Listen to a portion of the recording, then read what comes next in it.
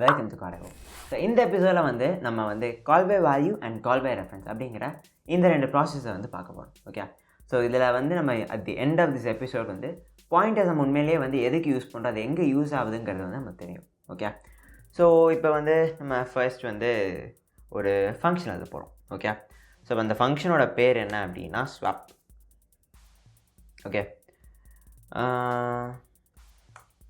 Okay so அது void function, அது எதையுமே ரிட்டர்ன் பண்ண போகிறதில்ல. அண்ட் அதோட ஃபங்க்ஷனோட பேர் ஸ்வாப். ஓகே, அது ரெண்டு இன்டீஜர்ஸை இன்புட்டாக வாங்க போகுது. ஓகே, அது நான் எக்ஸ் அண்ட் ஒய் அப்படின்னு சும்மா பேருக்கு கொடுத்துக்கிறேன்.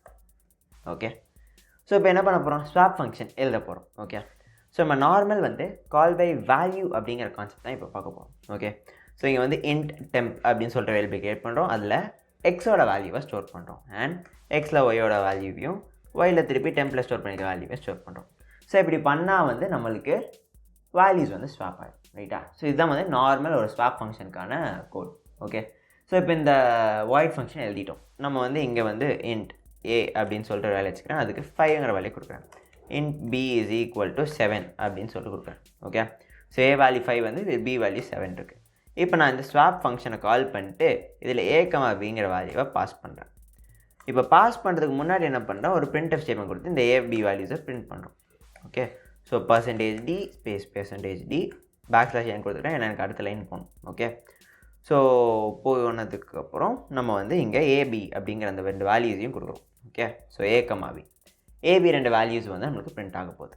ஓகே, ஸோ இப்போ நடுவில் இங்கே ஸ்வாப் பண்ணிட்டோம். ஓகே, ஸோ ஸ்வாப் ஃபங்க்ஷன் முடிஞ்சதுக்கப்புறம் திருப்பி இதே printf ஸ்டேட்மெண்ட்டை நம்ம கொடுக்குறோம். ஓகே, ஸோ நான் காப்பி பண்ணி இங்கே பேஸ்ட் கொடுத்துட்டேன். ஸோ ஃபர்ஸ்ட் ஏயோட வேல்யூ 5ஆக இருக்குது, பியோட வேல்யூ 7ஆக இருக்குது. printfல ஏபி வேல்யூஸை பிரிண்ட் பண்ணுறோம். ஸ்வாப் ஃபங்க்ஷனை கால் பண்ணிக்கோ. ஸோ அதில் ஸ்வாப் நடக்குது. அண்ட் தென் திருப்பி அதே வேல்யூஸை பிரிண்ட் பண்ணுறோம். ஸோ நம்ம என்ன நினைப்போம், ஃபர்ஸ்ட் 5-7 பிரிண்ட் ஆகும், அடுத்து 7-5 அப்படின்னு பிரிண்ட் ஆகும். ரைட்டா? ஸோ இது ஏன்னா ஸ்வாப் ஃபங்க்ஷன் அதானே பண்ணணும். ரைட்டா? இங்கே பார்த்தீங்கன்னா ரெண்டு கேஸ்லேயுமே நம்மளுக்கு 5-7 தான் பிரிண்ட் ஆகுது. அதாவது ஸ்வாப் நடக்கவே இல்லை. இது ஏன் அப்படிங்கிறதான் இப்போ நம்ம பார்க்க போகிறோம். ஓகே, 5-7 இங்கே பிரிண்ட் ஆகிருக்கு. இந்த ஃபர்ஸ்ட் printf ஸ்டேட்மெண்ட் வரைக்கும் கரெக்டு. ஸோ இப்போ இந்த ஸ்வாப் ஃபங்க்ஷன் கால் ஆகுதுல, ஃபங்க்ஷன் காலுக்கு போகும். ஸோ இந்த எக்ஸ் அப்படிங்கிறதுக்கு பதிலாக 5னும் ஒய்ங்கிறதுக்கு பதிலாக நம்ம 7 அப்படிங்கிற வேல்யூவையும் நம்ம கொடுத்துருப்போம். ரைட்டா? ஸோ இங்கே எக்ஸ் அண்ட் ஒய் வேல்யூஸை மாற்றும். ஸோ இப்போ கடைசி எண்டில் நம்மளுக்கு ஒய்யோட வேல்யூ 5 அண்ட் எக்ஸோட வேல்யூ 7 அப்படின்னு சொல்லிட்டு ஸ்வாப் ஆகிருக்கும். ரைட்டா? இப்போ ஸ்வாப் ஆகிருக்கும். நம்ம இங்கே வாய்ட் ஃபங்க்ஷன்ஸ் எதுவுமே ரிட்டர்ன் பண்ணாது. ஸோ இங்கே ஃபங்க்ஷன் கால் முடிஞ்சதுக்கப்புறம் அடுத்த printf ஸ்டேட்மெண்ட்டில் இங்கே வரும். இப்போ இந்த ஃபங்க்ஷனோட வெளியில் வந்தோடனே இங்கே எதை மாற்றிருக்கோம், எக்ஸ் அண்ட் ஒய் வேல்யூஸை ஸ்வாப் பண்ணியிருக்கோம். எக்ஸ் அண்ட் ஒய் அப்படிங்கிறது இந்த ஃபங்க்ஷனுக்குள்ளே இருக்கிற ஒரு லோக்கல் வேரியபிள். ஸோ அதோட ஸ்கோப் இந்த ஃபங்க்ஷனுக்குள்ளே மட்டும்தான் இருக்கும். இந்த ஃபங்க்ஷன் விட்டு அதை நம்ம வெளியில் வந்துட்டோம், அதாவது மெயின் ஃபங்க்ஷனுக்கு அது ரிட்டர்ன் ஆகிடுச்சு அப்படின்னா எக்ஸும் ஒய்ன்னு சொல்லிட்டு ஒரு வேரியபிளே இருக்காது. ரைட்டா? ஸோ ஏ அண்ட் பி அப்படின்னு சொல்லிட்டு பார்க்குறப்ப அது ரெண்டும் இன்னும் ஏ அண்ட் பியாகவே தான் இருக்கும். அதாவது 5 and 7ஆகவே தான் இருக்கும். இங்கே நம்ம பாஸ் பண்ணுறப்ப 5ங்கிற வேல்யூவையும் 7ங்கிற வேல்யூவையும் தான் பாஸ் பண்ணுறோமே தவிர இந்த வேரியபிள்ஸை நம்ம பாஸ் பண்ணல. ஓகே, ஸோ அதுதான் கால் பை வேல்யூ அப்படின்னு சொல்லிட்டு சொல்கிறேன். ஸோ இந்த வேல்யூஸை நம்ம பாஸ் பண்ணுறதுனால வேல்யூ ஸ்வாப் ஆகுது. அண்ட் திருப்பி ரிட்டர்ன் பண்ணுறப்ப நம்ம இங்கே ஏபி வேல்யூஸை பிரிண்ட் பண்ணால் அது ஸ்டில் 5 and 7ஆகவே தான் இருக்குது. ஓகே, ஸோ அந்த வேல்யூஸ் எக்ஸ் அண்ட் ஒய் அங்கே ஷிஃப்ட் ஆகிருக்கு, பட் ஸ்வாப் ஆகிருக்கு தவிர ஏ அண்ட் பி வேல்யூஸ் அந்த ஒரிஜினல் வேரியபிள்ஸ் ஸ்வாப் ஆகலை. ஏன்னா நம்ம இந்த வேல்யூவை தான் பாஸ் பண்ணியிருக்கோம், வேரியபிள்ஸை பாஸ் பண்ணலாம். ஓகே, ஸோ இதுதான் கால் பை வேல்யூ மெக்கானிசம். இது உங்களுக்கு புரிஞ்சிருக்கும்னு நினைக்கிறேன். ஓகே, ஸோ இது பிஃபோர் ஸ்வாப், இது ஆஃப்டர் ஸ்வாப். இது ரெண்டுக்கும் நம்மளுக்கு அதே தான் இருக்குது. ஆனால் நம்மளுக்கு என்ன வேணும், இது ஸ்வாப் பண்ணி நம்மளுக்கு ரிட்டர்ன் ஆகணும். ரைட்டா? ஸோ அப்போ நம்ம என்ன பண்ணுறோம் அப்படின்னா பாயிண்டர்ஸ்ங்கிற கான்செப்டை யூஸ் பண்ணுறோம். ஓகே, ஸோ நம்ம இந்த வேல்யூஸை பாஸ் பண்ணதுக்கு பதிலாக இந்த ஏ அண்ட் பியோட மெமரி லொக்கேஷனை பாஸ் பண்ணுறோம். ஆனால் நீங்கள் ஸ்வாப் பண்ணுறப்ப அந்த மெமரி லொக்கேஷனுக்கு போய் அதில் இருக்க வேல்யூஸை ஸ்வாப் பண்ணுறோம். ஸோ அந்த ஃபங்க்ஷன் விட்டு நம்ம வெளியில் வந்தாலும் இந்த லோக்கல் வேரியபிள்ஸ்லாம் எரேஸ் ஆகி போனாலும் அந்த மெமரி லொக்கேஷனில் ரேமில் போய் நம்ம ஸ்விட்ச் பண்ண காரணத்தினால வெளியில் வந்தாலும் அந்த swap will remain the same. Okay, so A and B values swap ஆகிருக்கும். இந்த மெக்கானிசம்க்கு பேர் தான் கால் பை ரெஃபரன்ஸ் மெக்கானிசம்.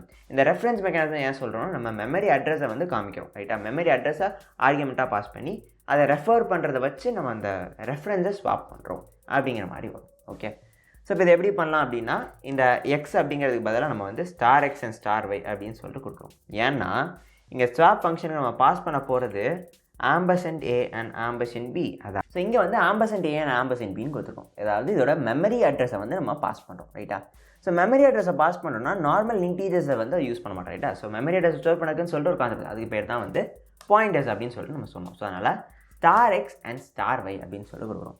இதே மாதிரி இங்கே எங்கெல்லாம் எக்ஸ் அண்ட் ஒய் இருக்கோ அதோடு சேர்த்து நம்ம வந்து ஸ்டார் ஆட் பண்ணிக்கிறோம். ஓகே, ஸோ இப்படி பண்ணுறனால நம்மளுக்கு வந்து அந்த மெமரி லொகேஷனுக்கு போய் அந்த வேல்யூஸ் வந்து ஸ்வாப் ஆகுது. ஸோ அதனால் இந்த ஃபங்க்ஷன்லேருந்து வெளியில் வந்தாலும் இந்த எக்ஸ் அண்ட் ஒய் இந்த ஹோல் வேரியபிள்ஸ் அந்த லோக்கல் வேரியபிள்ஸ் எல்லாமே வந்து எக்ஸ்டெண்ட் ஆனாலும், எக்ஸ்டெண்ட் வார்த்தை கரெக்டாக சரி பரவாயில்ல, ஓகே ஃபைன், அது வந்து எரேஸ் ஆனாலும் நம்மளுக்கு அட் தி எண்ட் நம்ம வந்து ஆஃப்டர் ஸ்வாப் அந்த ஃபங்க்ஷன்ஸோட வேல்யூஸ் அந்த வேரியபிள்ஸோட வேல்யூஸை பிரிண்ட் பண்ணோம்னா நம்மளுக்கு ஸ்வாப் ஆனதுக்கப்புறம் உள்ள வேல்யூஸ் தான் வந்து பிரிண்ட் ஆகும். ஸோ இப்போ ரன் பண்ணிக்க அப்புறம் ஃபர்ஸ்ட் 5 அடுத்து 7 அப்படிங்கிறதும் பிரிண்ட் ஆகுது, ரைட்டா?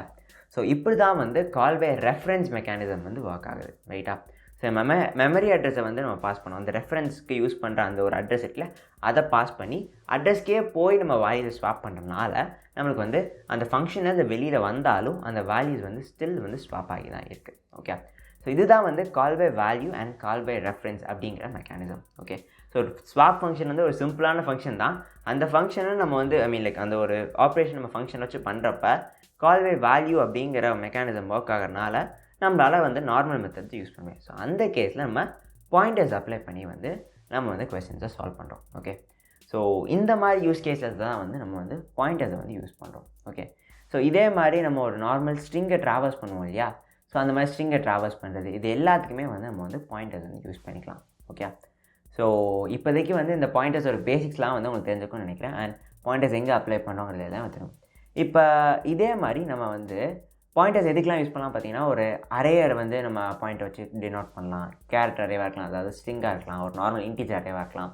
இந்த இன்டீஜர்ஸ் அரேஸை வந்து நம்ம ஒரு ஃபங்க்ஷனுக்கு ஆர்குமெண்ட்டாக பாஸ் பண்ணதுக்கு ஒரு பாயிண்டர்ஸ் யூஸ் பண்ணலாம். ஸோ இந்த மாதிரி இதுக்கு வந்து ஒரு நிறைய வெரைட்டிஸ் ஆஃப் அப்ளிகேஷன்ஸ் இருக்குது. அதெல்லாம் வந்து நம்ம ஃப்யூச்சர் எபிசோடில் ப்ரோக்ராம்ஸாக வேணால் பார்க்கலாம்.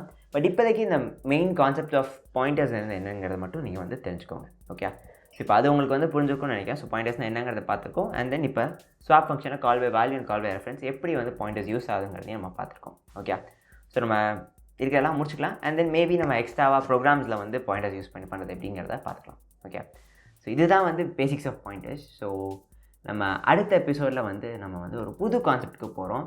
இதுக்கப்புறம் பார்க்க போகிறது எல்லாமே கொஞ்சம் புது கான்செப்ட் தான். ஸோ அதனால் கொஞ்சம் மெதுவாக போகலாம் அண்ட் லைக் ஓனா வந்து பார்த்துருப்பா. ஓகே, ஸோ இதுக்கு அடுத்து வந்து நம்ம வந்து யூசர் டிஃபைன் டேட்டா டைப்ஸ் அப்படிங்கிறத யூஸ் பண்ணதுக்காக ஸ்ட்ரக்சர்ஸ் அப்படிங்கிற ஒரு கான்செப்ட் வந்து பார்க்க போகிறோம். ஓகே, நம்ம நார்மலாக எப்படி வந்து நம்மளுக்கு வந்து இன்ட் ஃப்ளோட் கேரக்டர் இந்த மாதிரி இருக்கும், இதே மாதிரி நம்மளே ஒரு டேட்டா டைப் வந்து க்ரியேட் பண்ணலாம். ஓகே, ஸோ அதில் இந்தந்த வேல்யூஸ்லாம் ஸ்டோர் பண்ணலாம்னு சொல்லிட்டு நம்மளே வந்து பண்ணலாம். அதுக்கு யூஸ் பண்ணுற ஒரு கான்செப்ட்டுக்கு பேர் தான் வந்து ஸ்ட்ரக்சர்ஸ். அதையே ஸ்லைட்டாக மாடிஃபை பண்ணால் அதுக்கு பேர் யூனியன்ஸ். அது ரெண்டும் ரொம்ப யூனியன் வந்து ஸ்ட்ரக்சர்ஸ் படிச்சிட்டோன்னா அது வந்து யூனியன் ஒரு சிம்பிளான ஒரு ட்ரீ.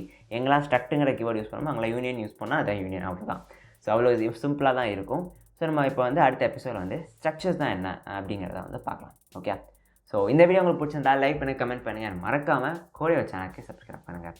இதே மாதிரி இன்னொரு ஒரு ப்ரோக்ராமிங் சீரிஸோட அடுத்த எபிசோடில் பார்க்கலாம். அண்டில் தென், பாய்.